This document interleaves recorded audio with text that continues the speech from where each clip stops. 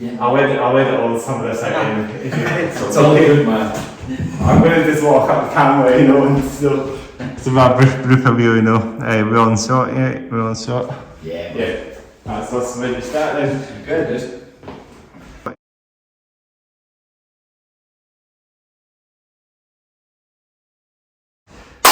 So welcome to the Hats Off Head Down podcast, episode number 18. Is it 18 we're on? I think we're on 18. So yeah, episode 18. So welcome back to another episode. So today we're joined by Raptors, all the way from Newcastle in time. Alright, man. Travelled all the way up here yesterday. Well, you played a gig yesterday last night. Yeah, man. Balance. That was really real. That was a good gig. Yeah, it was a really good gig. Really good vibe. That was pretty dope. That one. You guys are awesome for sure. Thanks, Thank you very much, man. Been a great show. Thanks a lot. It's absolutely amazing live. So. Yeah. It's very hardcore pop punk. That going on. Yeah. We played bits that sort of pull from metal and pull from the sort of punk side of things as well. Yeah. It's good to have that like nice variation in things we always find as well. So. Exactly. That's the point. Actually, you need to get hair down as well. I'll pull you down. So you did that. You'll actually tell them how to take the hats off. Yeah, I'll do it. Yeah, no worries, guys. I might be down. That's I'll hit it down. God, I feel like such a normie, Roger. When was the last time I had my head down? Right? I think I saw you doing a gig once. I get to get to do that sometimes. I just come on and just get to see that. Just makes it we're set up now. You guys are set up now with the hair down. It's all good, man. It's all good. That's a pretty real slide out then. Yeah, man. It's all good. Man. That's all good. So yeah, how you guys all doing anyway? How you keeping? Not bad, actually. I mean, this is our sort of last run of gigs. We've sort of pretty much each month we've had a few weekends of going away and doing things around the whole of the UK. And this is our like last run of gigs before we take sort of a small break. We've got a couple of gigs in August, but looking forward to taking a break actually. Working on some new stuff. Been a bit of a run there. Yeah, it's we ended up in an accidental run of going back to Burnley, which nice place, but we played it on a run of tour dates in May, I think. Yeah. And it turned out it was a battle of bands, and then they were like, they were like, oh, you threw the next round. We were like, oh, we had a plan for this. The next round? Yeah. This is a round. You assured us we wouldn't win. The next heat, you call it the next heat, I guess. Yeah. So I had to go back a few weeks later to Burnley. We constantly get in touch, but we really need to know when it is because we can't drop everything. Yeah. So you actually done that then? You actually played the next. Yeah, we had to go back. Yeah. We played with some good bands there as well. The Dead 13, who ended up winning it. Yeah, they won the early round. Top band. Good stuff now. So good band, really good band. Excellent band. So this is met the massive burn made. Yes, it was a bit weird that we got, like I say, we were sort of on a, they came to us and said, we need a band for it, we've seen your advertising for your tour, would you come and play the Sanctuary? And we were like, yeah, sure, fine. Not really realising it was a battle of bands that we might have to go back to. Yeah. So it's quite good that you managed quite well in getting through. Yeah, we went really well, it was good. It was good night. We actually played with an Edinburgh band that night called is it Medusa Touch? Really good band, nice guys, really nice guys. Old school metal, all that sort of stuff that I grew up on. Old school hard rock, traditional metal sounds. But with us being like Northumbrian, there was a lot of like stuff to talk about because obviously they came down to our neck of the woods a lot. We've been up to Edinburgh quite a bit, so it was just easy guys to get along with. It's kind of crossing over the border. Yeah, so that's the whole point actually, is to get exposure to bands from down there and come up here and get exposure to the crowd up here. Yeah, definitely. It's why we like coming up and playing Parliaments. It's a nice, easy one. It's a couple of hour drive from where we live, and then it's a great night. Well, it's in central. It's in the city centre. It's in central. It's in a place called the Cowgate. which is in sort of central Edinburgh. I think that's the town, the old town, I think, of Edinburgh. So Yeah. you've got the new town and you've got the old town. It's just off the Royal Mile as well, so it's like really easy to find as well. So It's that way. It's actually just, and it's kind of on the doorstep from, like, not far from where this place is, you know, where we. Yeah. yeah. I'm 8 minutes away from here, so I was so surprised because That's I was starting to worry we might actually run a little bit late trying to get here. half an hour drive, you know, half an hour from the city centre, you know. But this place is actually, this is kind of in the outskirts of the centre, this place. Yeah. As a whole Edinburgh, it's easy to get around the city centre. Yeah, in yeah. Edinburgh.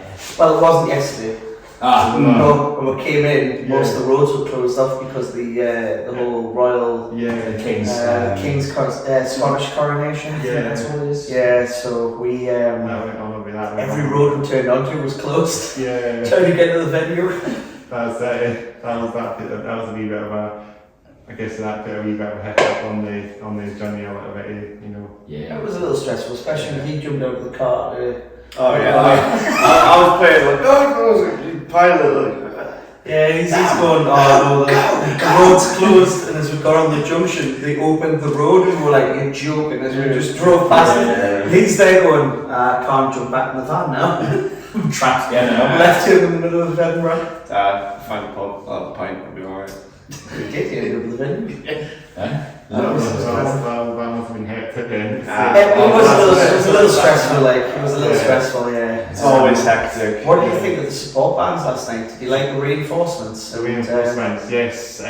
You might know when Kristen Kimmett, I had him on a couple of episodes back on the He's a nice podcast. guy, Kristen. Oh, he's really sound. Such a lovely bloke. He's in a couple of bands. He's in what's the band? He's in a couple of bands. Warrior Soul was one that he mentioned. It's kind of the sort of well-known one, I think. Right.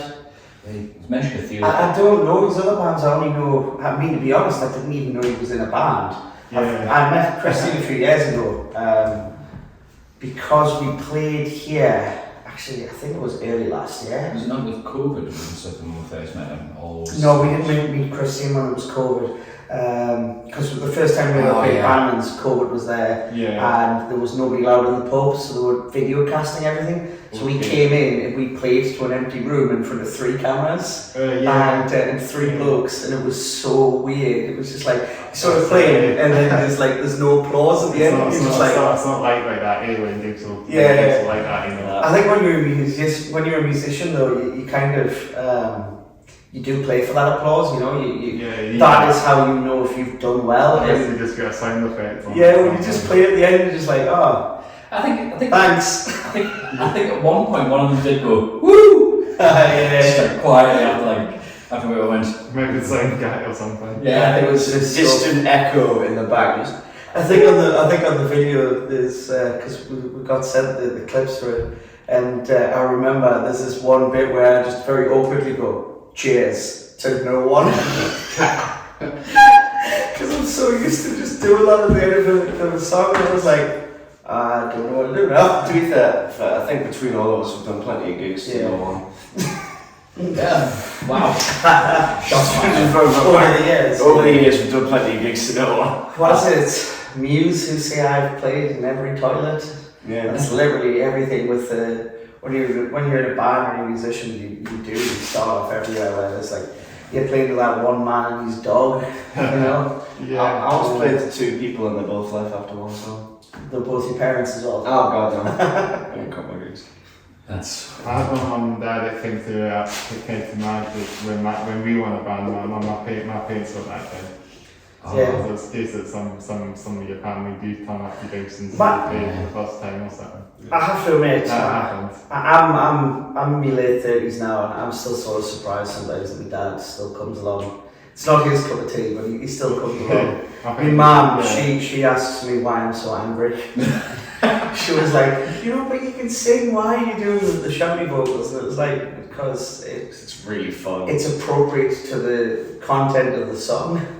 Yeah. But It's kind of want to see you for the first time, and if you just see how you play well, and how you get crap at you, that's what you need. It's kind of part of the audience. Get the gigs sold out, Yeah. It's the person gets more money.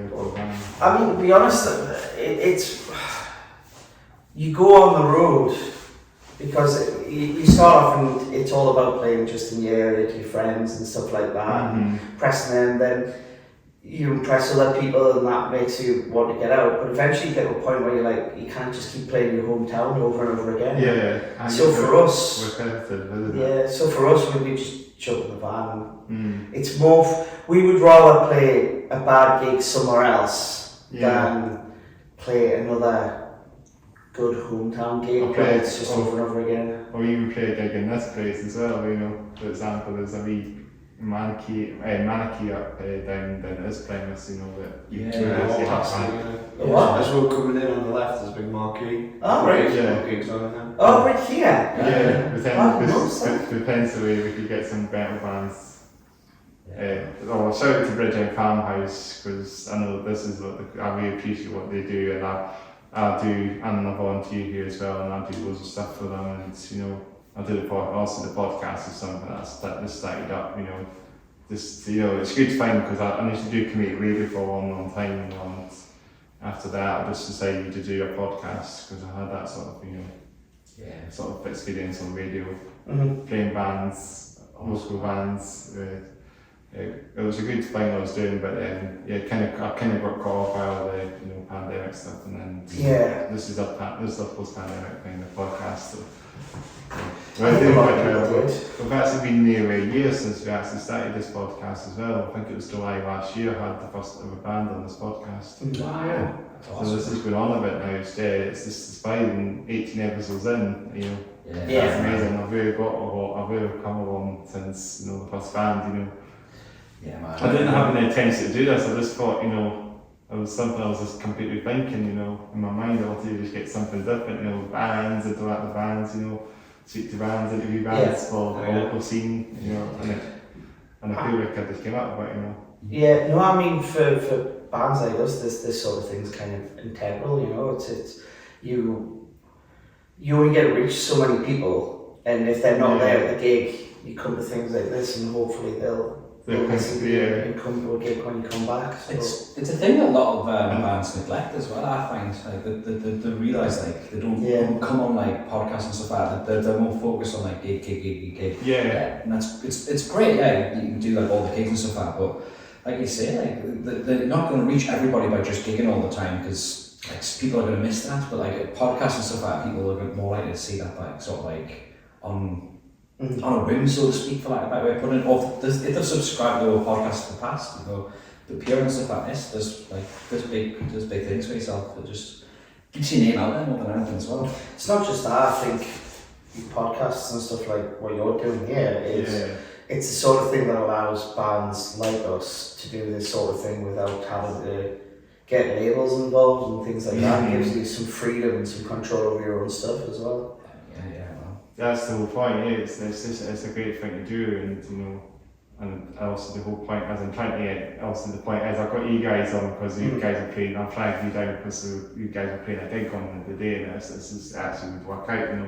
Playing, getting bands from before they play their gigs or after their gigs, for example. Actually, it's a good point now. I've actually had 3 bands from England on. This is the first band from England. Wow. You might remember the episode I had. Band called Row on, those guys? Row, did you say? No, Row as L-E-L-O. We know those guys. Yeah, that class really band. Lovely lads. One of my favourite bands, man. In fact, I was with Andy from Lil watching Algernon. Oh, yeah, sure. He was there with us. Small world. Bumped into us. Yeah, a lot of fantastic, really good band. We had them on our headliner last year with the breathing method. Rob played that show as well. Small world. Yeah. So it's kind of the same band songs. That's a strange crossover, but they absolutely crushed it. It's funny I actually. adore them. The first time I saw Love as well, Andy says, "Oh, Chris, I'll give you this." He says, just take a free one. And he gave us a cassette, because they got everything on cassette. And I looked at it and I went, what? The And he definite goes, cassette. he says, well, you must know what a cassette is. He says, at your age. And I says, I know, but I says, I haven't had a cassette player in like Yeah. 20 years. Like non-PG. Where did Walkman go? Nah, I sold all supporting nothing. Yeah. I was like, yeah, I'll just take all your tapes, man. What? It's give me them all.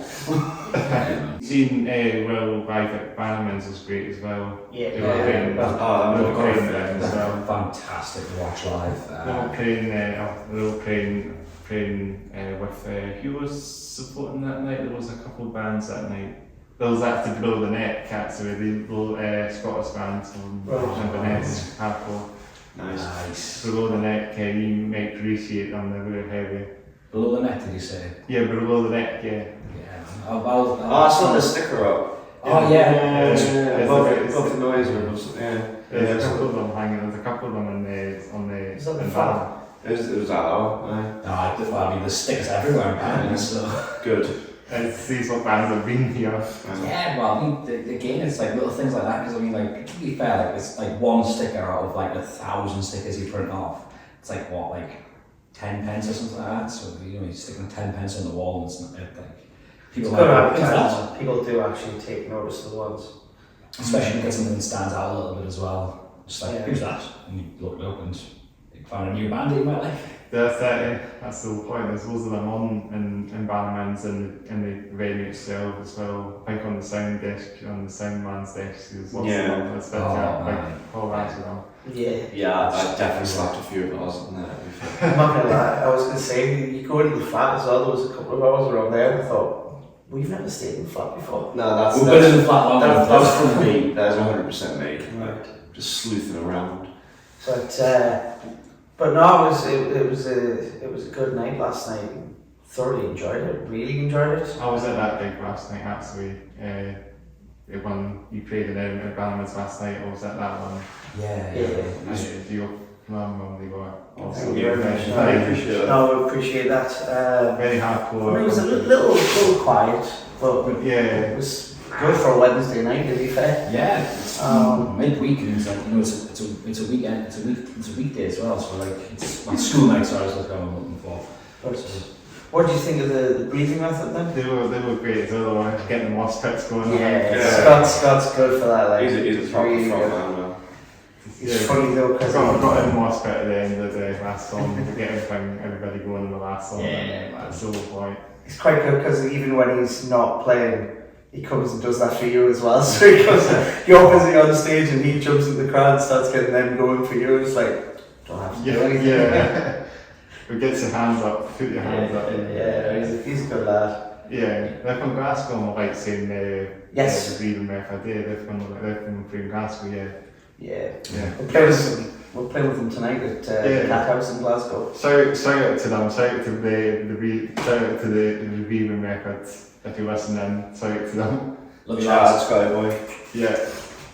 That's the neat. Not the rest of It them. gets also shout No, out to just the Scott. podcast anyway. Nah, do Just you, like, Jamie? also shout out to the bands. I've just giving random shout outs towards the bands, you know. Oh yeah, dude. I mean, to be fair, like, it's the way you gotta be nowadays. You like more bands should shout each other out because Yeah. I think they are though. it is getting. It is There is getting more bands cooperating and helping each other out and bigging each other up. compadres and Yeah. is that the right word? Yeah, something like that.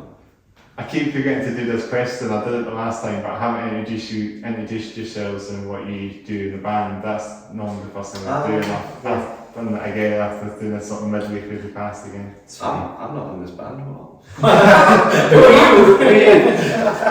Who are you guys? Are you not? Well, we're missing Will or Matt because he's currently in a work meeting that although he got given the time off work so that he could go on to they turned around and went, really sorry, but you've got mandatory training. And he thought it was tomorrow and it turned out it was today. So he's Will, our drummer, is trapped in the corporate deluge. busy training for his IT job that he does. Fuming.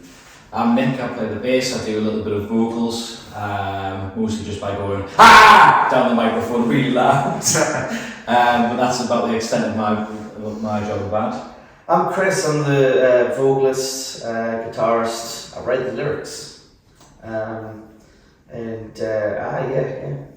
I'm Matty, I play guitar and shout at people. You sing a little bit. loosely. Sing. Sing. That's me. Jump off stage and that. I jump. Jumps off stage. I jump at people. Yeah, that's what I do. I don't do that because it's a danger. No, I am. Somebody at my weight barreling towards you from a great height isn't a good thing. Lots of bands seem to do that now, so it's very fun. Like, it's good energy. Well, the thing is, if you want them to move, you got get in there with them, sort of thing. Yeah. So if you're standing stage and you're not moving, you're not jumping around. You can only get out of the way if they want to get out of the way and jump off stage. You know. People feed off each other's energies there, so Have the stage for the band to jump off the stage, have a bit of space for them to finger around a little bit, you know. It's extending the stage a little Extend bit. it, get everyone back a little bit, you know. yeah. Well, I mean, me and Matt, or a band, we've done stuff with games, we haven't a heck. Yeah, they actually got back. Yeah, they're Yeah. back. One of our favourite bands of all time. Formerly known as Baby Godzilla.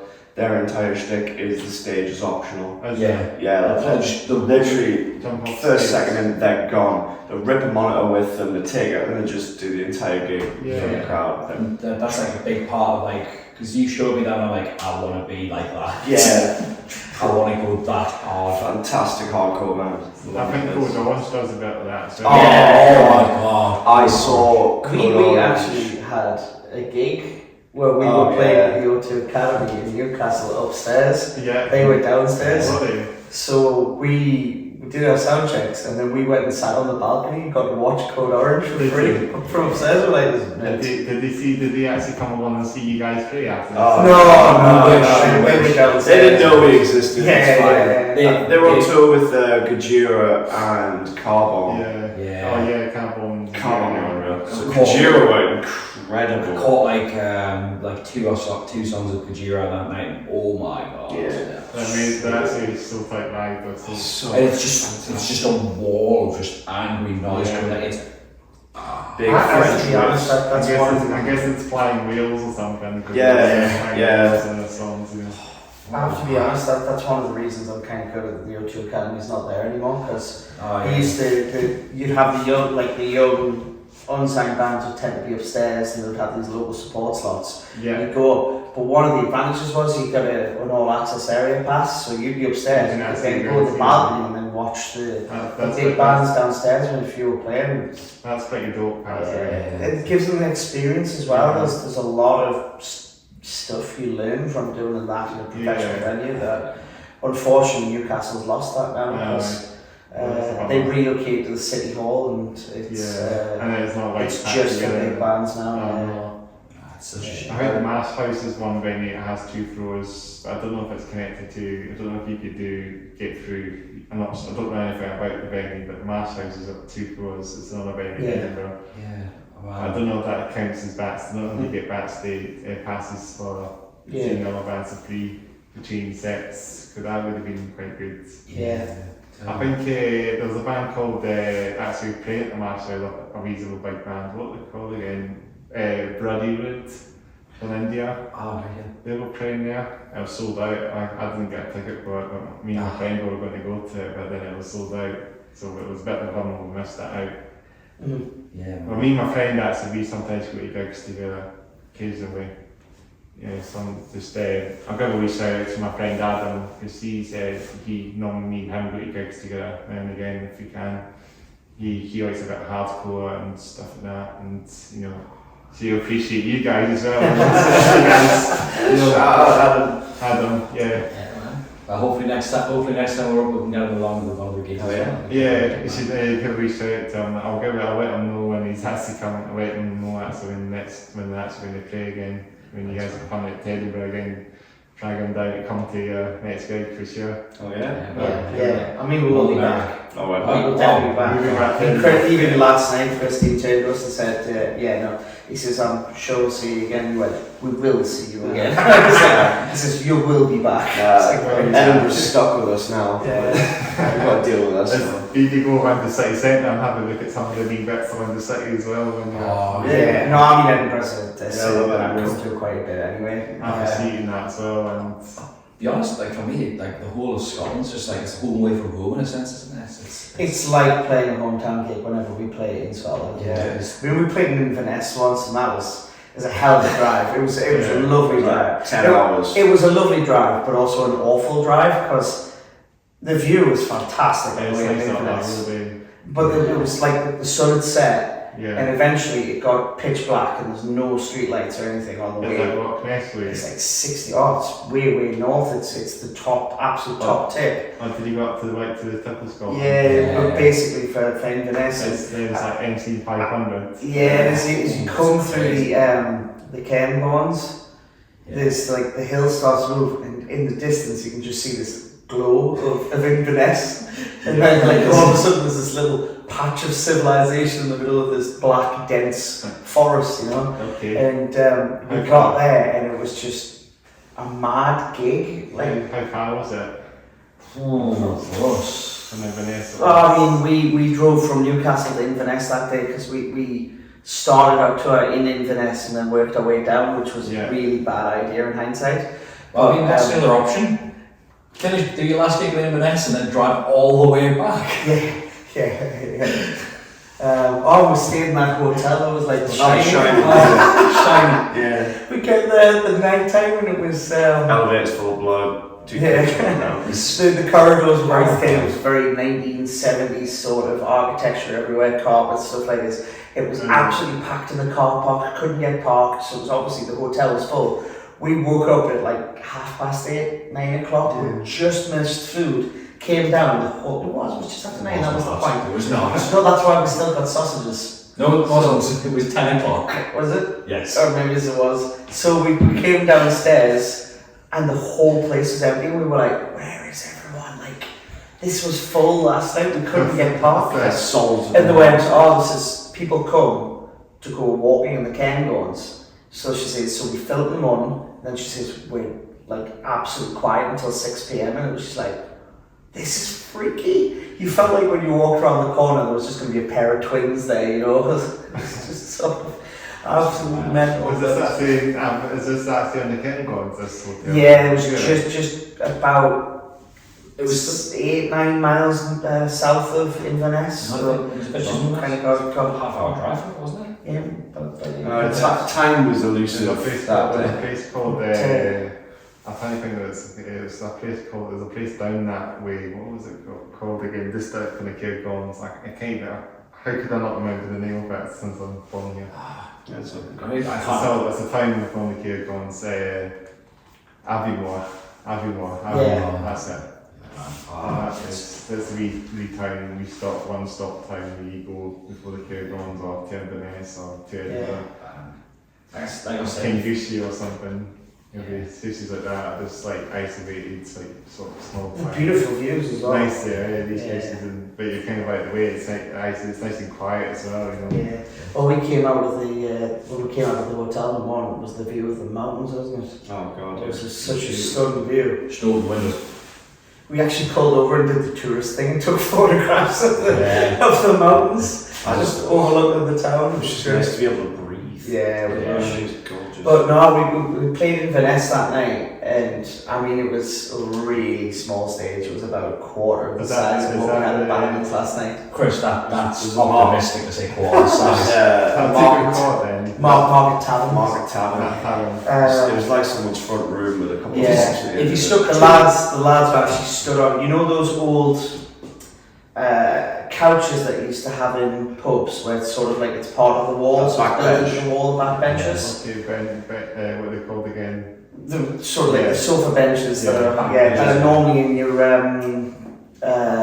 what do you call them? The stalls. I don't remember. But anyway, it's sort of like that, and it's sort of like an old man pub type. Kind of like a real Motrain or something. Yeah, sort of. And so the drum kit was set in front of it, and they were like, right, you can't set up all your gear. So I had to take my pedal board apart and just use my most essential pedals. These two were stood on the couches there because they couldn't fit around the drum kit. I had my amp like beside me, I wedged the mic stand behind it, and my pedal board like here, and I was kind of like a crab, just like. And it was mental. But you could feel the floor was bouncing as well. I mean, the place had to have had like a 30 cap, but there was about 100 people there. It was overpacked. We were like, this is I just thought dangerous. they were going to keep Venom from all Yeah. that. If there was a fire, everyone was going to die. If they have the jump, if everyone says jump on stage, then that'll be it. Well, the band after us, they did a Rage Against the Machine. Yeah. And people just started falling into the drum kit and stuff. The drummers just continuing on. I was like, I have no idea. Replace the ride cymbal with someone's skull. Yeah, it was like wow. Crazy. But it was a wild gig, and that was great. And then we went and played in Paisley, I think, at Callum's camp. That was another wild gig. So for us, going back to what Nick said before, you come and you play Scotland, and the audience treat you like it's a hometown gig. Yeah. And it's always fun. It's always packed and that as well. Yeah. I guess in Glasgow and that gets a good one of hardcore bass, as you say, Paisley. Like Glasgow has been a bit funny for us because we play as a backing band for a nerdcore rapper from America. Yeah, We've been around with a guy called MC Lars, so we've been around as his backing band on his last couple of tours. And every time we play Glasgow, Is he quite big then? Lars, yeah. We played Slam Dunk Festival with him last year as a backing band, so. He's pretty popular. That was dope. It's a sort of surreal sort of thing. Well then, he could be the VIP of the gig in here, you know. But he's a really nice guy. So we've been playing around with him, and Glasgow has been a bit of a funny one. The first time we played there, we played audio with him, and went down really well. And we forgot.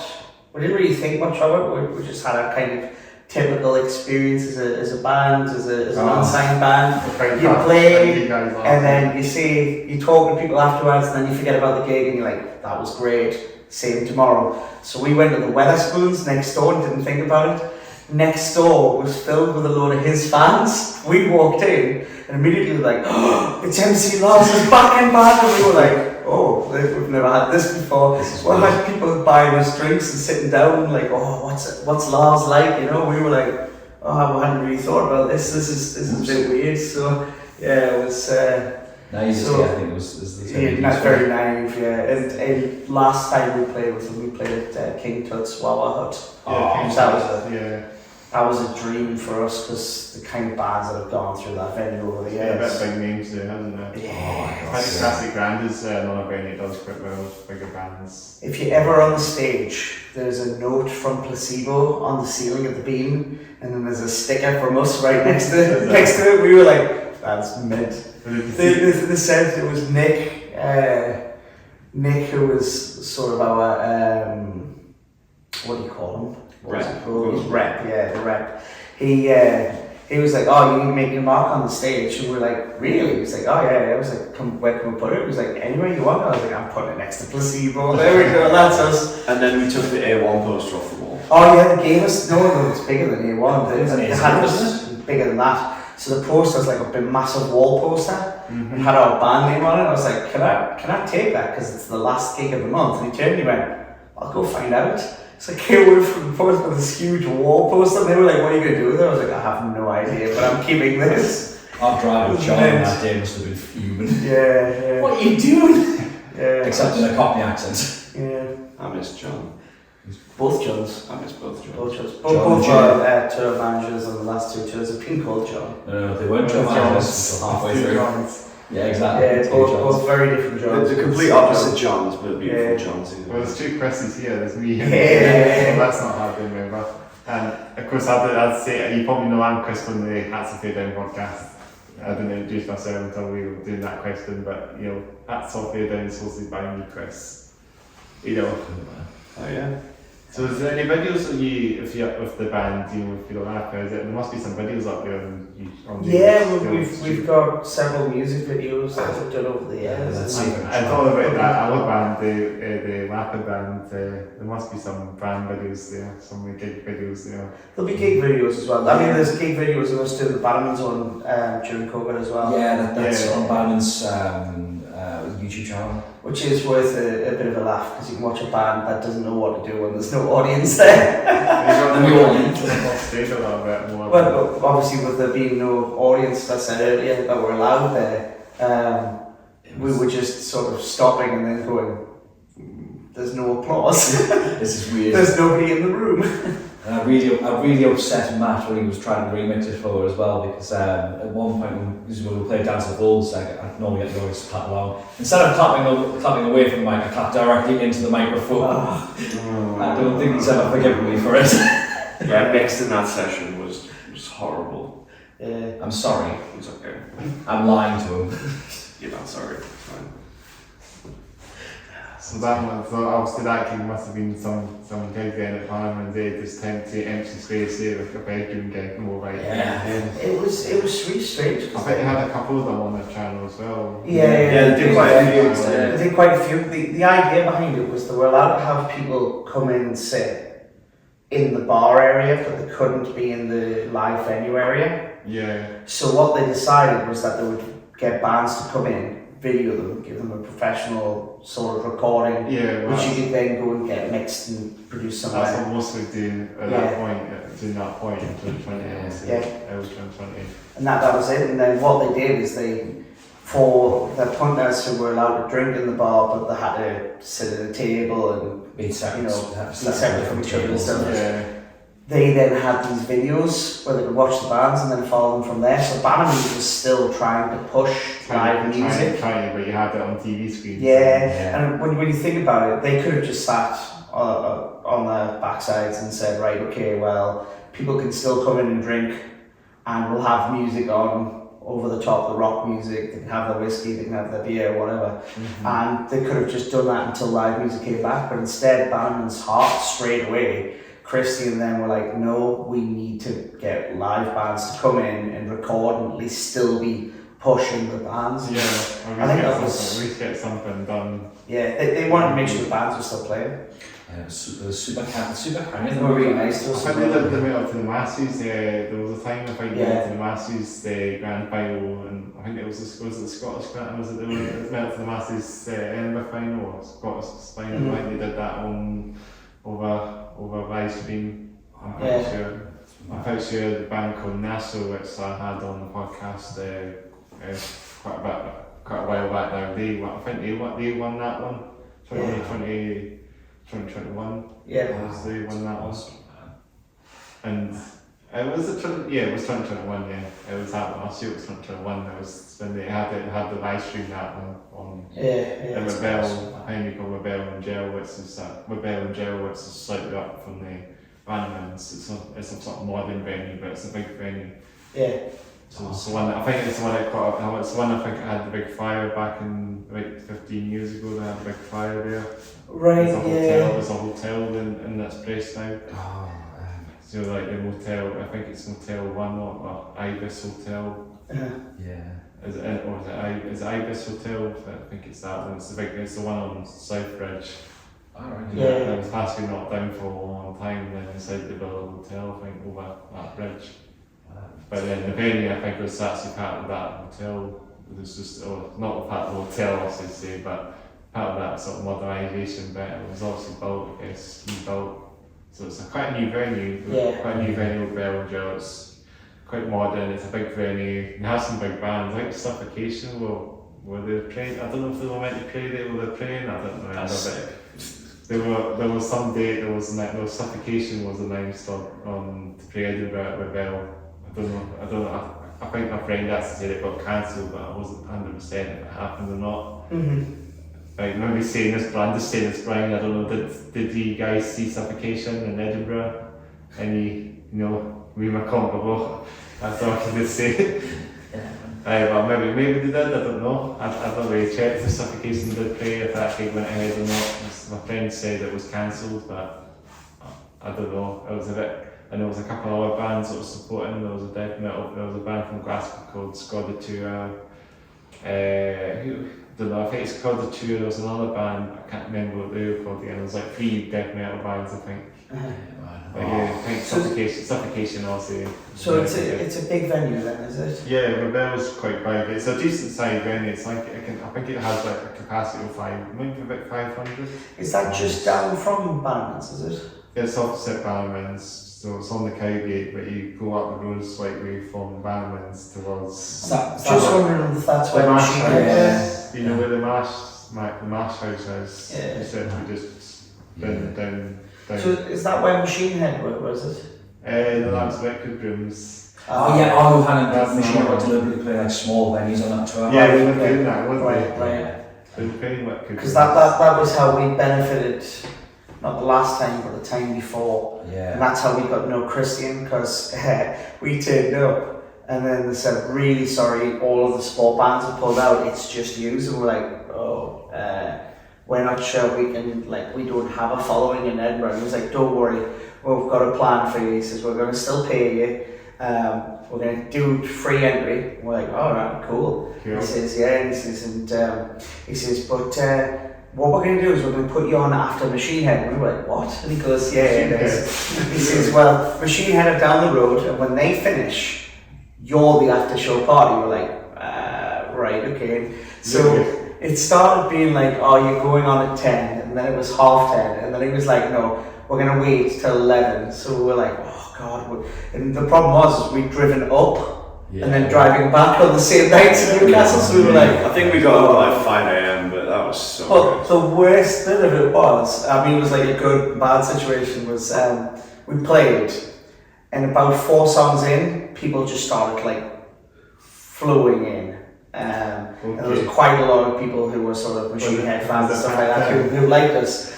We finished our set and Christian went, if you've got more songs playing, we're like, oh, well, we don't. He went, right, play your first 4 songs again, because these people didn't say it and they loved it. We played, I think we must have played for over an hour. Yeah. We're absolutely wrecked. And it was brilliant. We sold kind of merch that night. That must have been an intense gig then. It was really exhausting. Was that the biggest one you played then, do you reckon? No, I mean, when we do... That was the biggest gig in Edinburgh. In Edinburgh, For sure, yeah, 100%. definitely in Edinburgh. I mean, we've played bigger gigs. I mean, especially when we do the stuff with Lars and stuff like that. On those ones where playing as us as main support or opening support or whatever. And then, On the last tour, we'd do a 45-minute set as us, go off stage, then come on and do an hour with him.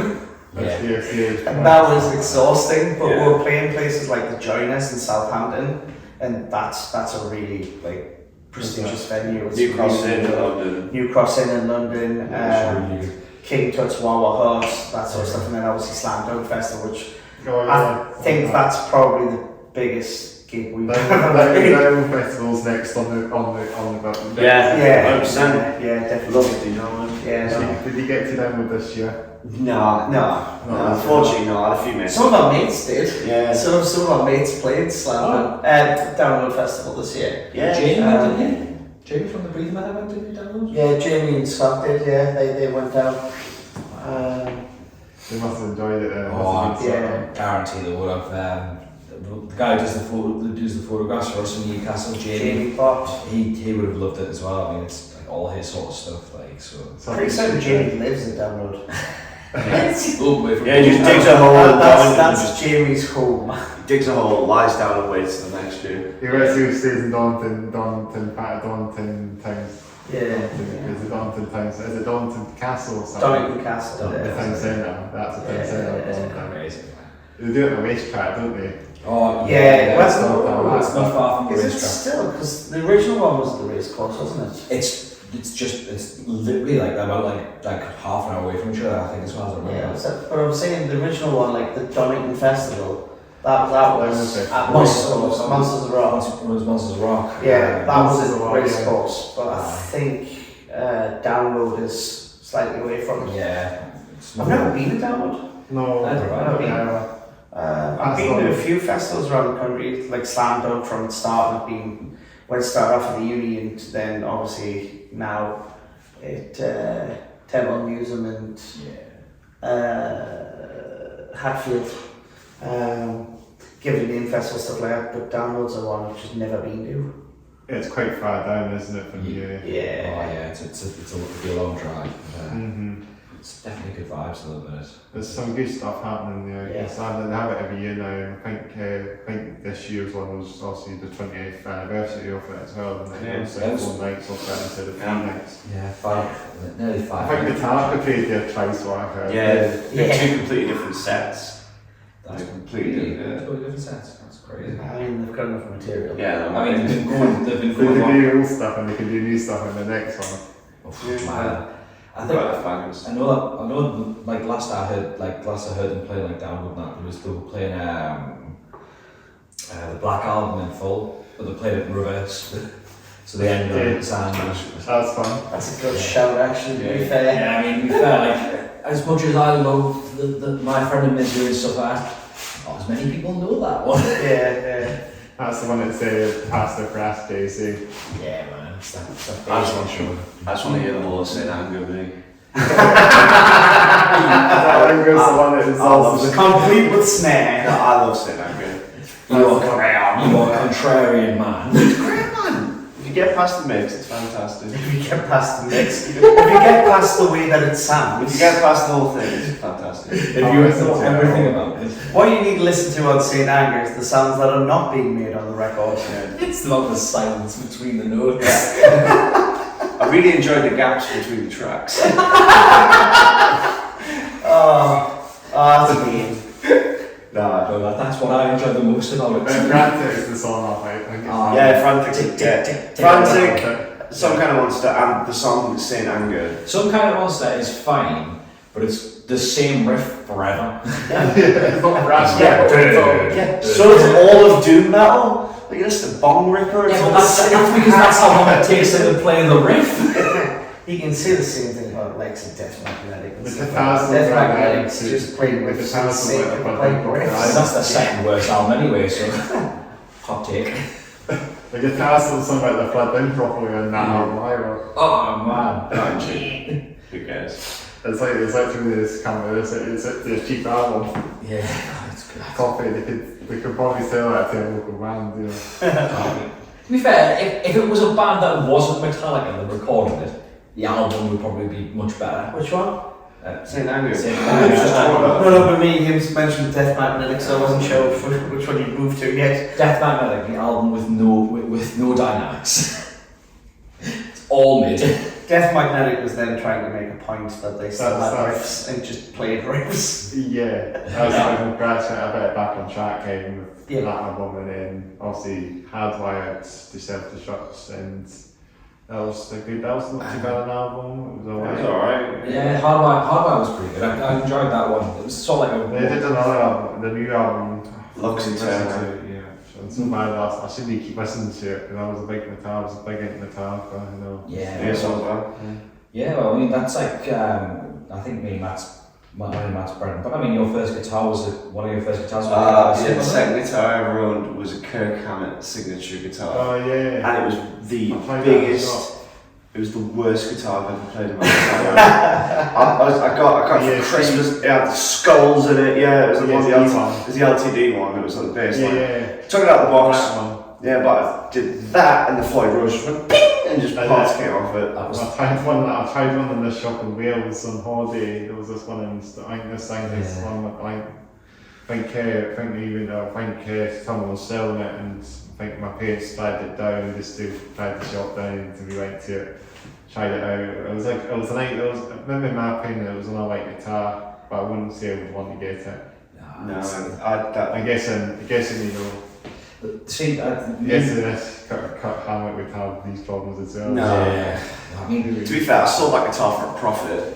yeah. I sold it for more than it was worth when it was new. So. Well, the guitar's probably not that bad, not. I think it's not a bad one, to be fair.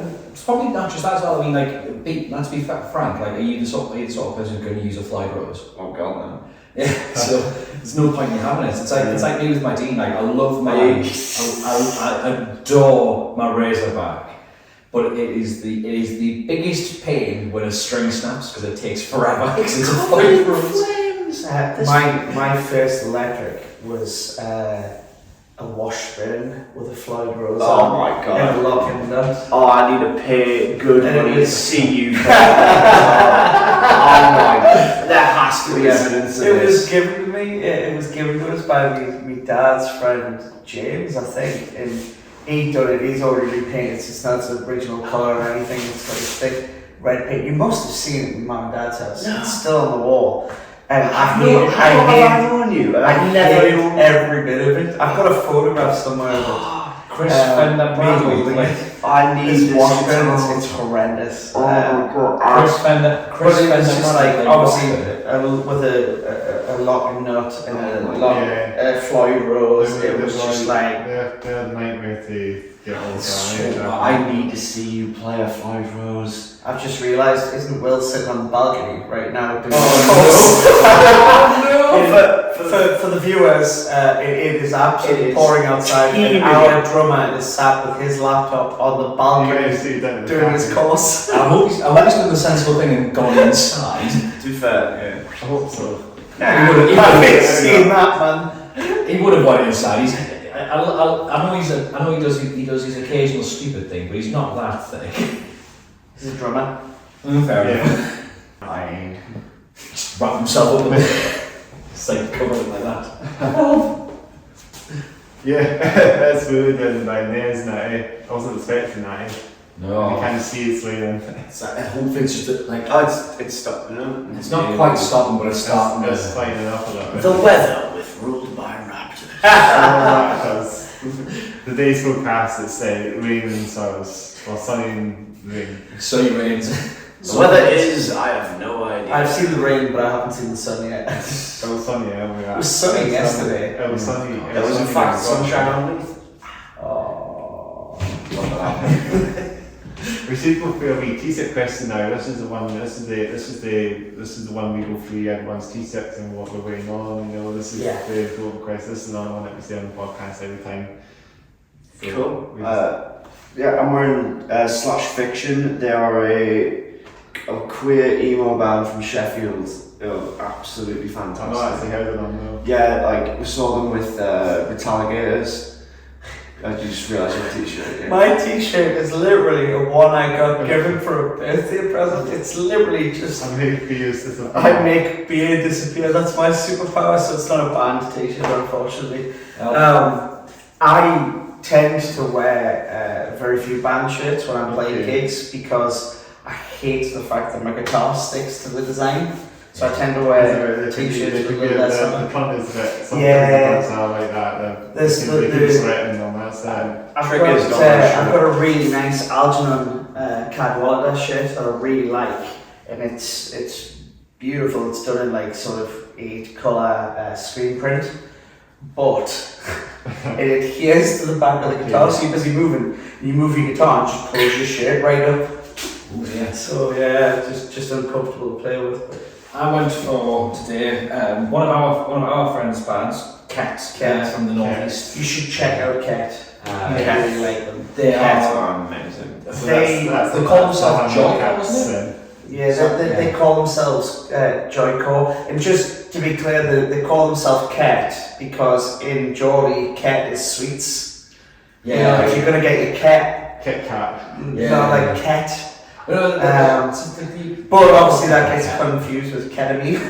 Okay. But That's it's kind of the pun. But in like sort of our local lingo, if you're getting your cat, it is your sort of sweets and chocolate and stuff like that. So I think it comes from like it's like because we call like the stuff like cackle times and that when you try to meet all the like because it's like cackle and stuff like that. It's called. I don't know. It just sort of like gets narrowed down more and more. And it's as they say, it's there's 2 K's and there's 2 T's, 1 E because that's all you need.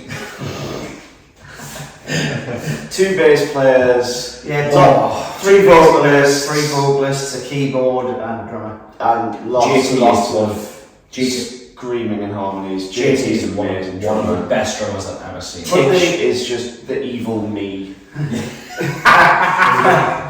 Or am I the, no, I'm Are you the evil Titch? I'm the evil Titch. Yeah, Like, but you don't. every time I see him, we just nerd out over gear and like Yeah. hardcore math bands. Like John Tally used to have. Yeah, he kicked the hell Oh out of yeah, I saw Titch from Cat My Telly, and I says, "Will you look after it?" He says, "Yeah." The next thing I saw, he'd taken the neck off and replaced it with an Epiphone neck, and he took a chunk out. He'd rubbed a load of the paint off and stuff like this. It was like, yeah. He says, "Oh, this is my Telly bastard now." I was like, "Thanks, mate." So just cut guitars off until yeah, he's tortured the poor thing.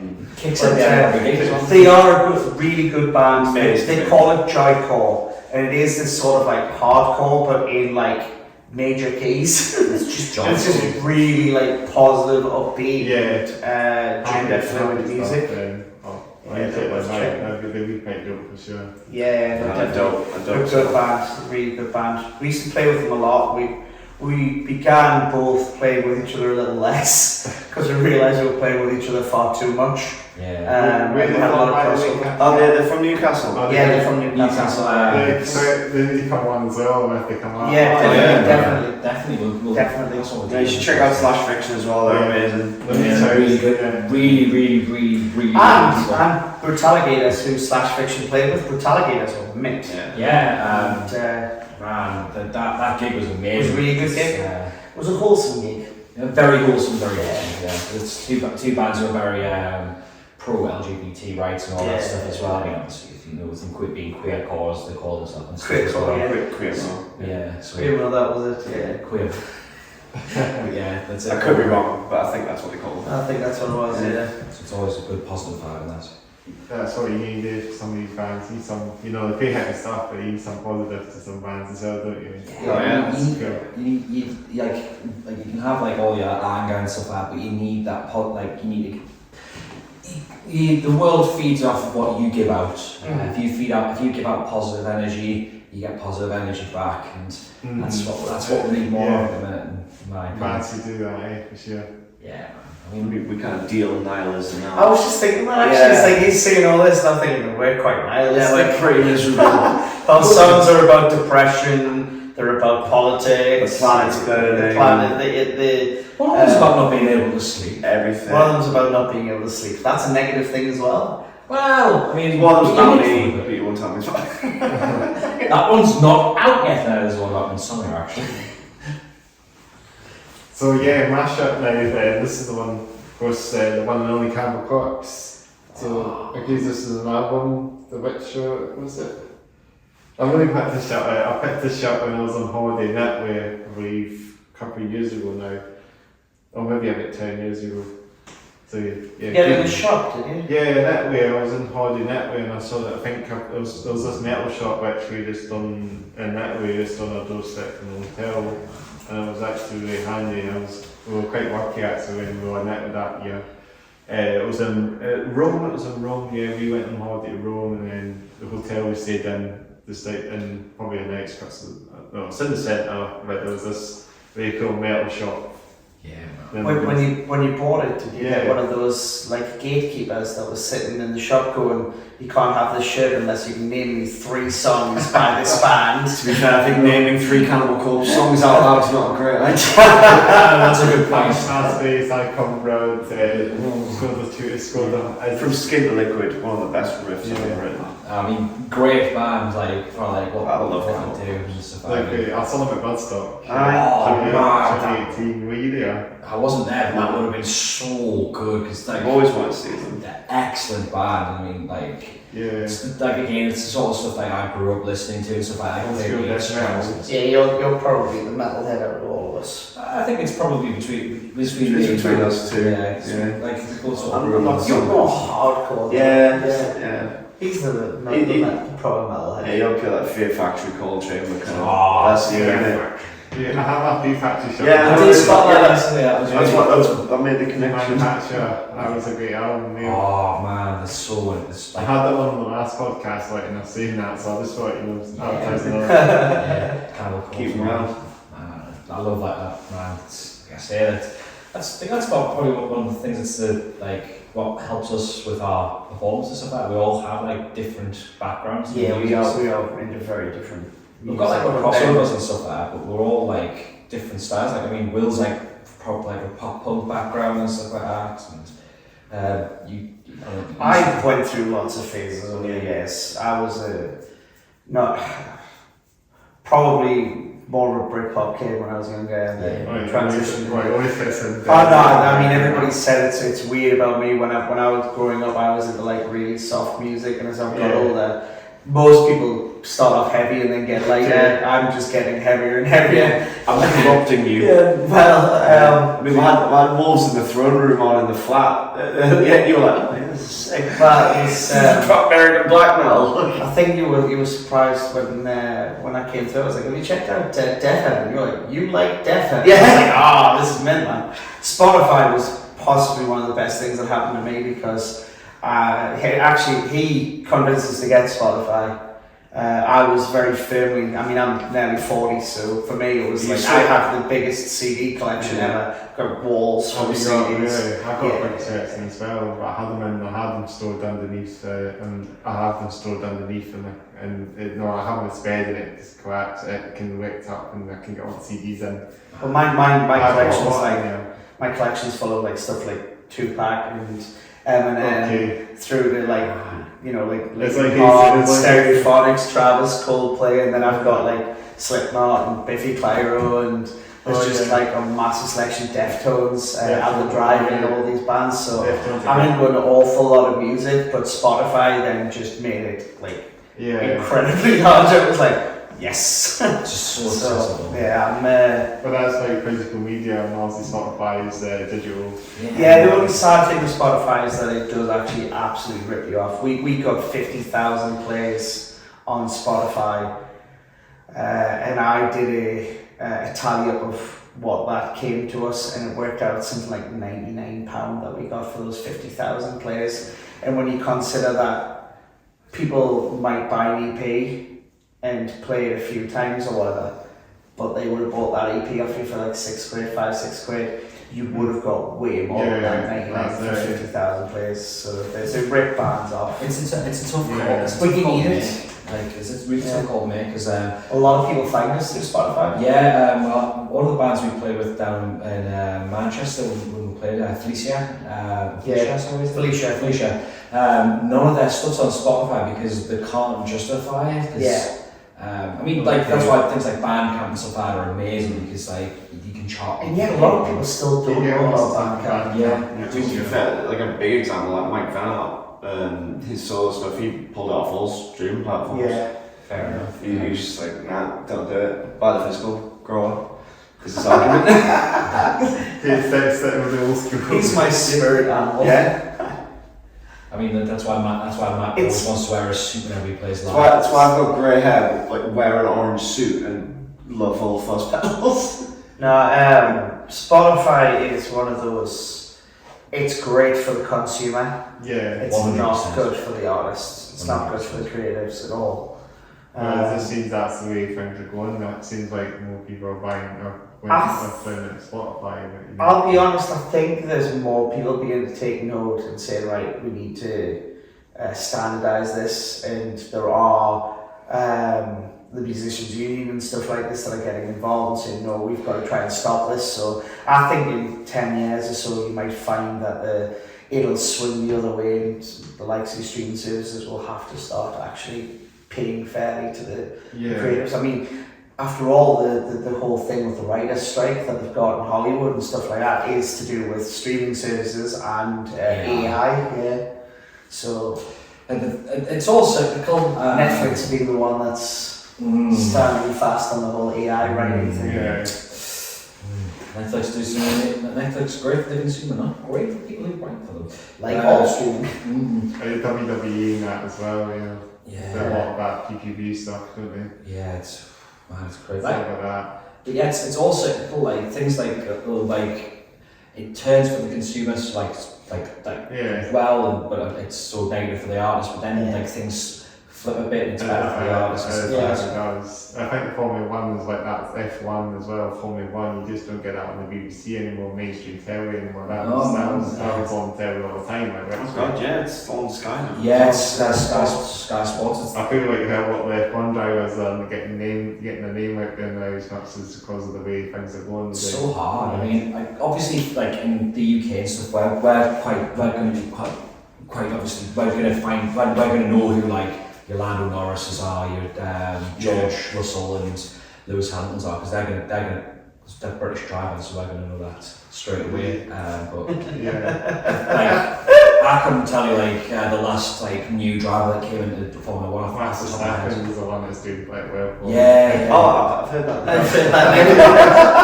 You guys don't watch F1. I like football, I like ice hockey, that's about it. He's the F1 conversation. I'm in the F1. You two are having a conversation and Matt just turns to me and goes, That's good, man. That's good. what are we talking about? It's not often I'm out of my depth. The British Grand Prix on this weekend, by the way, as we're recording this, it's coming on this weekend, British Grand Prix. Oh yeah, it's Silverstone this weekend. Silverstone. That'll be nice. That'll be fun. Yeah, that'll be. I don't see Hamilton taking. It's going to be a shot and win. Let's go, bro. I have heard of some. I think Hamilton's done his treats now. Yeah, well, I think what's going to happen is he'll stick around until he gets one more win, because then he's up in front of Schumacher. Exactly, he's one more ahead of Schumacher. He's up Schumacher. He's seen Nico at the moment, and they some titles each say Ham and Schumi. Yeah, well, I mean, like Schumacher won so many F1s in a row, titles and stuff like that. And he's 7. They're both on 7 at the minute. So yeah, like I say, I've said it in there. Like anybody I'll talk about F1 with, think Hamilton will stay there until he gets one more. Then that's it, and he'll be done after that. But I don't know if he'll move cars again, but I guess we'll have to see. I'll go to Edinburgh next, so I think Verstappen might do his classic. Not my fault, not fair. Might fold his arms and take a bit of a huff with that one. Well, he's won. Apparently, he might get his third title this season. I think he will. It seems like it's flying colours so far. Red Bulls. It's the car's just so much faster than everybody else. Yeah, it's a new Hamilton. Yeah, well, I mean, it's getting repetitive when races again. I'd say it's more like the new Vettel, really, because Vettel won those 4 in a row, really, didn't he? But it's cyclical, isn't it? Like they'll do really well for a while, then Red Bull start toning down, and I guess when stuff happens eventually. Yeah, man. But that was a close race at the last race in Paris. Was it the last race in Hamilton and just happened that it came to close calls, didn't it? There's been a couple of close calls in the past.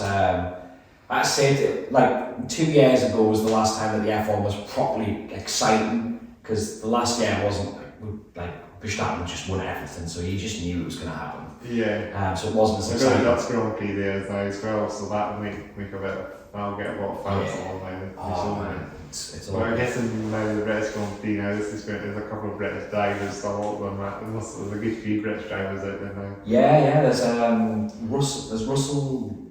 George Russell. Lando Norris, and obviously Hamilton as well. So. Alex Hamilton, I don't know if he's considered a British, was in Britain, I think he was in the UK, the driver. Yeah. Ironman driver, but it was, I think he was brought up in the UK. Yeah, oh yeah. The UK.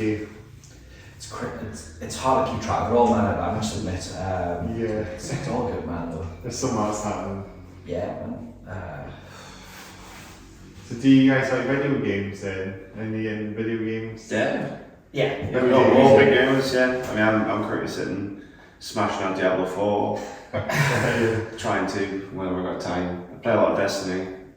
I was playing Monster Hunter. RPG games. Well, yeah, pretty much RPG games. I was playing Monster Hunter. Actually, after the show last night, I was at the flat. I used to play a lot more.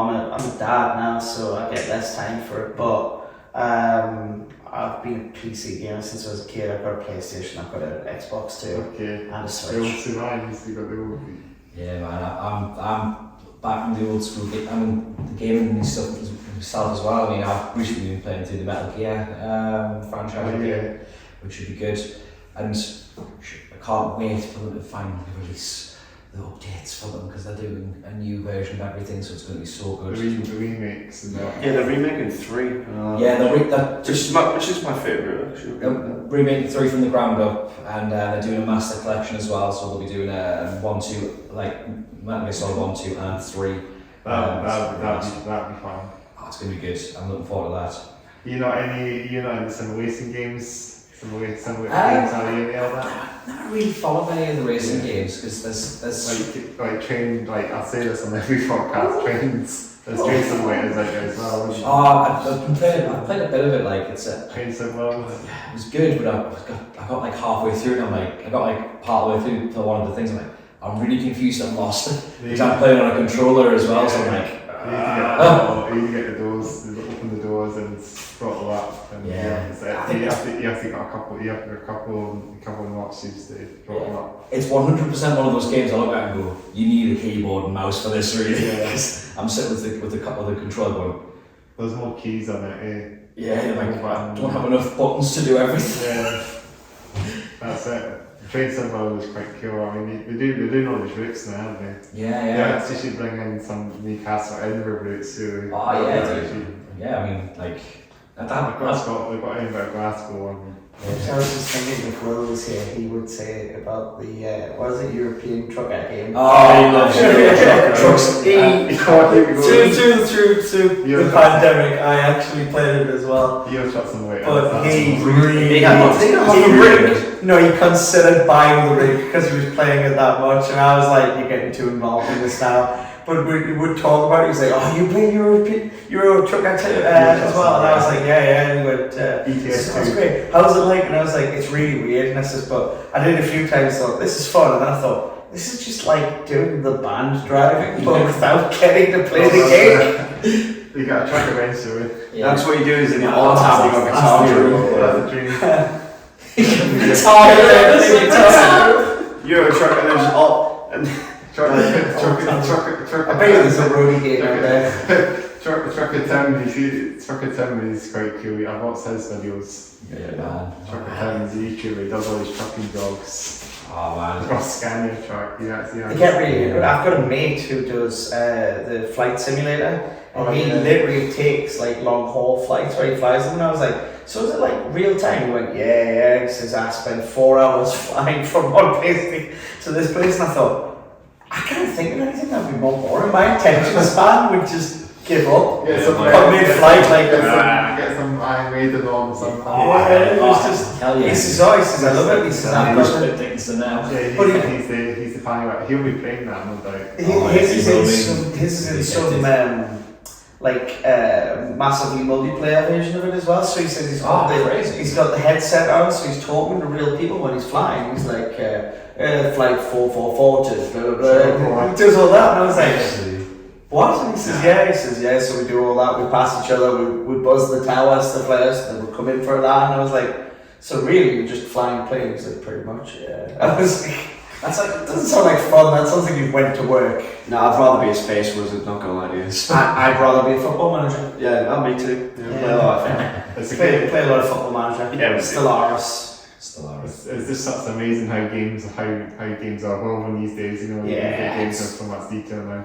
Oh my gosh! The Train Simulator game, the Train Simulator game, which we out this world. You know, those trains. You can actually get model trains. You can actually model them. Definitely, it's so realistic. For me, I was born in the mid-80s, so I've gone from games where they were pretty basic and then going up and up, and the amount of times I play open world games now, and you just think this was a dream like 15, 20, 30 years ago, you know? Is it the Atari or something you call them back in the days? Is it Atari? What do you call them again? The old Pac-Man sort of consoles? Atari and the NES and stuff like that. The NES and the SNES. No, I had a Spectrum ZX81. Master Drive. Mega Drive. My joysticks you plugged into the telly that you got off your uncle's. My first games machine ran off a tape cassette. So you had the tape cassette drive. The spec, is It wasn't the ZX81 one, that was the Spectrum something before that had the tape drive. But Is that Spectrum then? yeah, so it's basically had the tape drive in and we used to run off them, and I used to play Manic Miner, which had the do do do do do do do. No, that's terrible.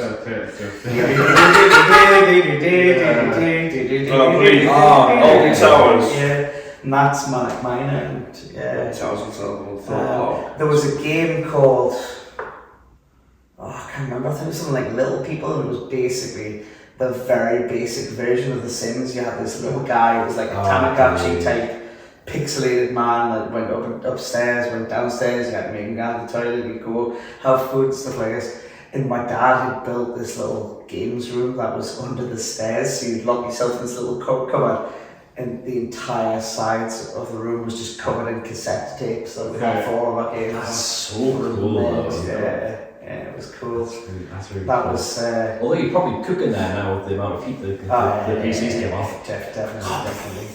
But my 6th, 8th, 7th or 8th birthday party, in hindsight, we probably shouldn't have, but I do remember I was like, maybe in 10th, we had a LAN party. We played Doom. Heretic, Hexen, Duke Nukem. Although we had Duke Nukem, but they put the sensor stuff on. So when I was like, is that pre-CS? Yeah. Gotcha, I right. mean, you gotta think about it. It was like 10 years old in 1996. These were all the LAN parties. Remember, it was LAN parties, so it was actually almost pre-internet. Yeah, just before. I want to play CS now. It was mental. I know there's some games. I mean, I grew up with N64. I think was my original game console that got me into gaming back in the 90s, late 90s. Yeah, man. Yeah, I had Mangles N64 for a while. The first console I remember playing was a PlayStation. I had a PlayStation 1. Yeah. So I've still got a lot of love for the PlayStation Oh console. yeah, that's so popular still, isn't it? Yeah, man. It's all good. Sorry, I'm not being ignorant, it's just Will's. What's the do now? I think we'll have to hang it up very soon. Do you think we should just talk a wee bit about finding music or any upcoming gigs? Yeah. We've got a few more dates on this tour, so we're playing the Cat House in Glasgow Tonight. Yeah.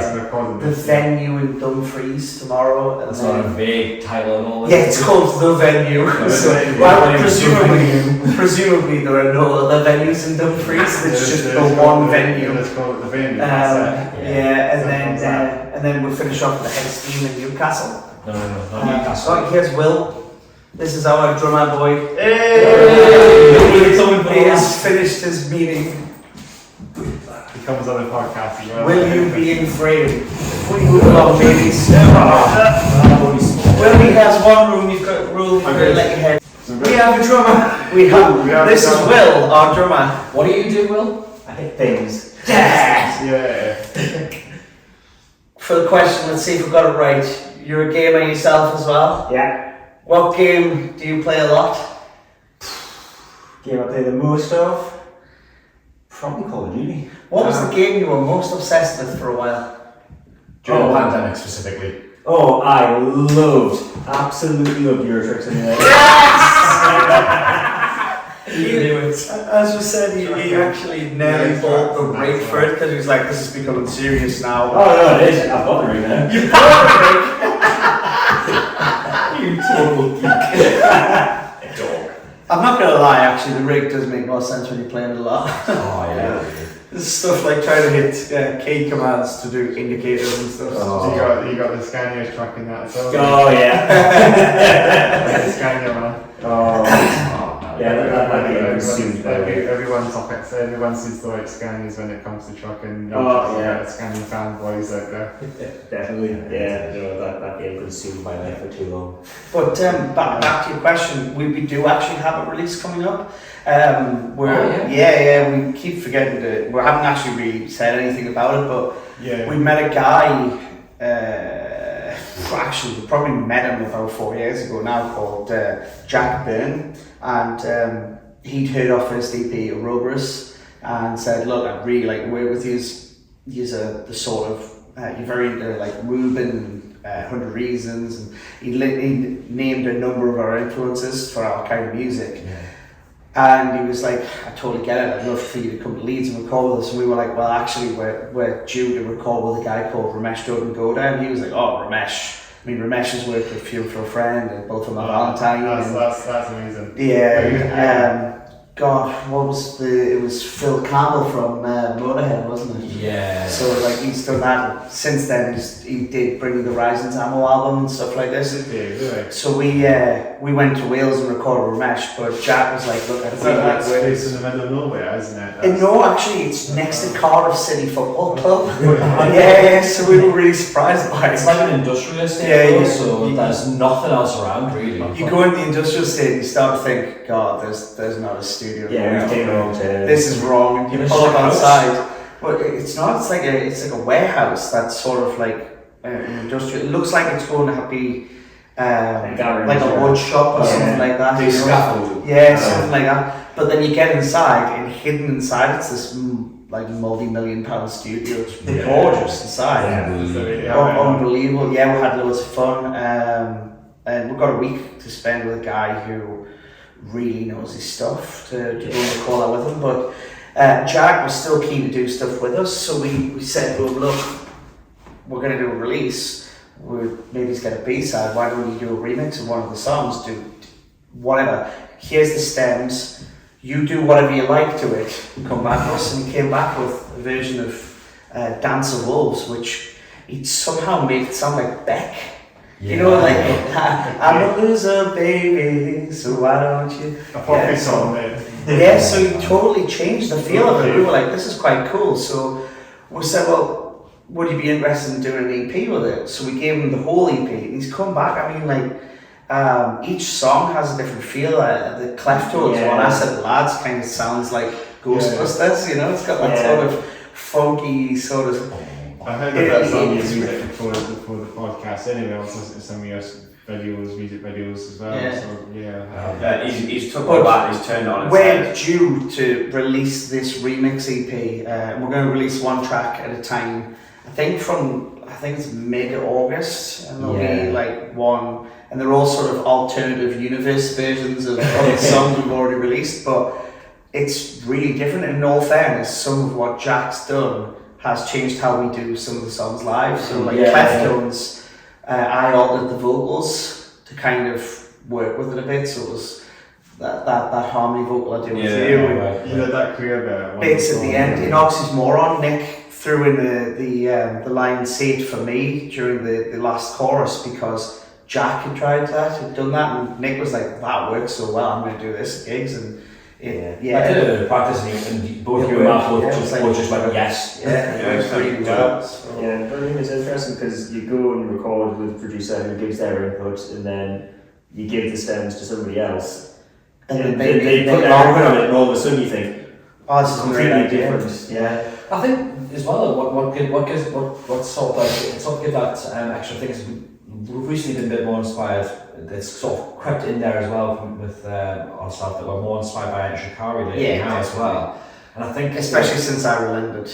Yeah. Not that I've been trying to get rid of them for years. Ender Shikari were a band who I'd heard Sorry You're Not a Winner, and I wasn't too fussed on them. And for years there was a couple of songs I just thought, no, I'm not into it.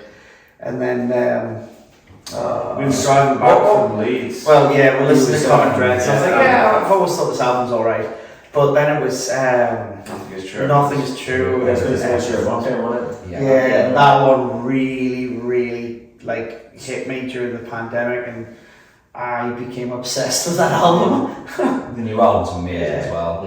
And you can hear that it's had an effect on us because like some of our new songs that are written, like Sleep Dead, has that sort of Ender Shikari vibe to it. That's kind of what I was sort of saying about the Jack Burns stuff. Like he's like give us like these remixes back, and what Shikari have done when they've like done like live stuff is they add their little remixes into their stuff live and stuff as well. We might do that. That's have an audio plan, that just don't practice it. No spoilers. Spoilers. Hashtag. It's all redacted.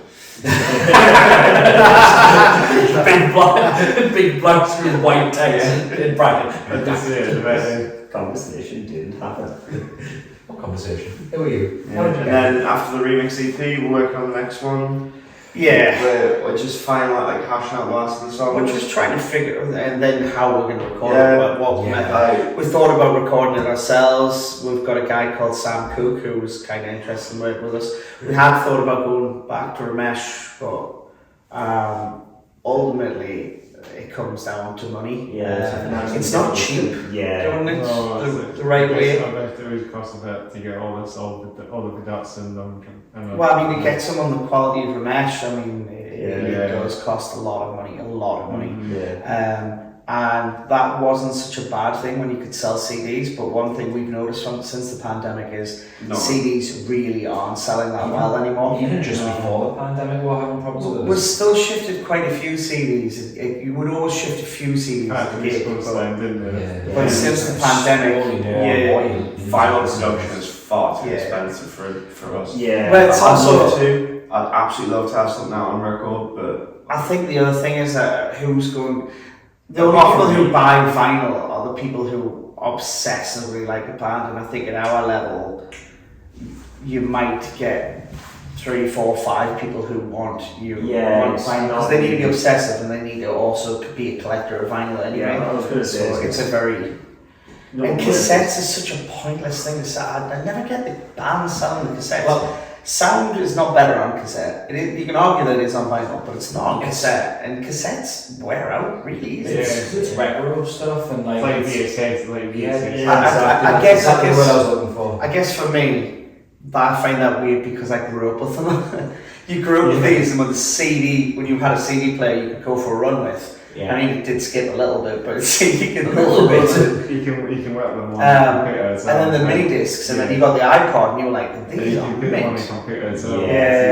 And then everybody like going back to these Walkman, you're like, really? Why? Do you not remember all the tape being just like you'd go around the street and there'd be loads of tape around a tree because the tape had got eaten, so somebody just threw the cassette out the window. So it gets mangled and jammed that sort of thing. The main thing is as well streaming, because that's such an accessible thing that people don't bother with CDs because they just think, well, I've got access to every bit of music I could ever want. 100%. We talked about that earlier as well. Actually. With how streaming service is it's great for the consumer, but it's not as great for the artist. But it's cyclical, isn't it? Though, like that was how CD started out. It wasn't great for the artist to start with. It's a lot cheaper than The industry will move to make the industry better for itself. But new record at some point. Remix EP soon. Ending on that positive, then Nick kept saying before. Positive vibes. Yeah, man. High vibes. Big vibes. High vibes. I think we're all looking forward to working on this. Something vibes. I live on vibes. I think we're all looking forward to working on the new EP because the last one we recorded in 2019, but then the mix and master came to us on March 2020. So the pandemic hit, and our PR guy was like, just put it out anyway. We were like, no, we need to tour it. So we then sat on it until last year, waiting to release it. And it was only because Lars came to us and he said, hey, we're going to tour the UK. Would you be my backing band? We're going to play Slam Dunk Festival. And we were like, this is an ideal time to release our EP finally. We had to rush everything because Lars doesn't always give us a lot of time to learn his sets. I love that. So it was like 10 weeks before the tour, he comes to us and goes, I think it was like February 13th. And it was me at 4 in the morning just scrolling out all the charts. I'm arranging everything. I'm just like, February 13th, and I says, alright, when does the tour start? And it was something like mid-May or something like that. Like the last week of May, something like that. I was like, that's not a lot of time, Lars. And he went, that's a good point. How about we do these songs that you guys already know? It's like, we haven't played these songs in 4 years. Starting blocks, but He has more faith in us than we have in ourselves. I love the man. He is chaotic good. And the live and shot. Very chaotic. Hell yeah. Definitely. Okay. Well, it's been a real pleasure to get you guys on. Do you want to wrap up? Hey, I don't know if you want to wrap up soon, guys. Is that? I think we will. Yeah, we'll have to, because when we do Glasgow, Yeah, we need to hit the next show. Do you want to? we're going to be Glasgow for 4 o'clock. So We'll ask you where we can find you guys on, where you can check you guys out, where we can find you. we were very clever at the beginning because we've learned from previous bands and previous mistakes. So when we came up with our band name, we specifically locked ourselves in a room. Raptors. And well, the reason we're called Ruled by Raptors is we wanted a name that we could get all the handles on all of the social media. So about dinosaurs. if you search, it's not just dinosaurs. We're a left-wing political band, so we are kind of left-leaning, and Ruled by Raptors had a kind of David Icke quality to it, you know, like all the Queen's Elizabeth and stuff like that. So that was where part of it. But the other thing is like a lot of your sort of right-wing sides, they use a lot of like, for instance, if you think of Rome, they use a lot of birds. Specifically, it's birds of prey, sort of your raptors, and they're the ones that are ruling over everyone. So it was a lot of that. So even Nazi Germany, even America has a lot of these. The military have these eagles and other birds of prey and stuff like that. So we like that an imagery sort of thing of we are the peasants being ruled by big birds. Yeah, by the right wing. So that came from there, and obviously it meant that on all social media we are at Ruled by Raptors. So TikTok, YouTube, Facebook, Twitter, Instagram, BBM, Linktree, Bandcamp, Snapchat, because you've got to be on everything these days. Bebo, MySpace, Facebook, AOL, Instant Messenger. Elon's Hellscape. Elon's Hellscape. What are the dead social media on there? Eat-Buddy. Eat-Buddy. I'll certainly cash out with We are at Ruled by Raptors at PayPal. What are the dead media? Twitter. You got your own website. You got a website as well. Yes, we do, but somebody needs to get it working. We had a website. It half works. Okay. No, it's got a whole link page at the moment. That's my fault. I'm an ex-IT, I'm an ex-web designer as well. But it's just one of those things. I keep meaning to sort it out. We're too busy writing riffs to write code. I'm going to go with that excuse. The best one to find all that stuff on is, to be honest, probably the link tree, because it links to everything. Link tr.e/Ruled by Raptors, and that has everything. Follow us on bands in town as well, because when we announce gigs, everybody gets an email from that to say that we're playing. Bands in town. That and Song Kink. Song Kink. Song Kick. Not Song Kink. Song Kick. I mean, I've got a song However, I might form my own social media called Song Kink. Sounds like minded musicians. What's your Song Kink? It's like Tinder for nerds. Tinder for Grebos. Tinder with music theory. Isn't that just any audiophile Facebook page? I think we said everything. So thanks again for taking the time to come on the podcast. Thank you for having us. Really appreciate you guys.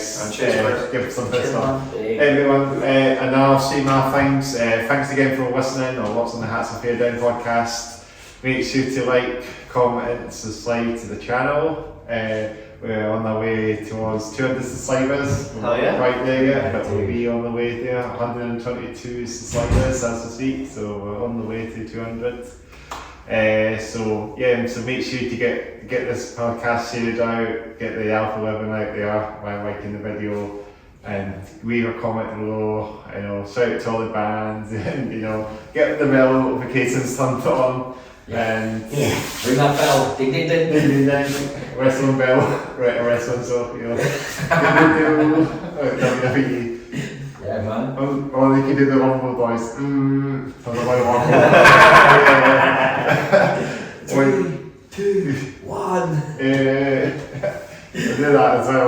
best ones for that, so I'm Yeah. going to have a conversation with that. Yeah. So also if you want to check out below in the description box will be my second channel called See and Headbanger for all my gaming live gig stuff. It's all available on that channel. It's just a channel I just do kind of this free flow. It's just a sort of one-to-the-mill channel, but I do all the gigs. I do the game stuff. It's all my simulation, gaming, trucking, stuff like that. Chuck simulator stuff's on there. If you want to check out some of that. Perm bus, all that there as well. Just check some of that out, and I would appreciate you watching them as well.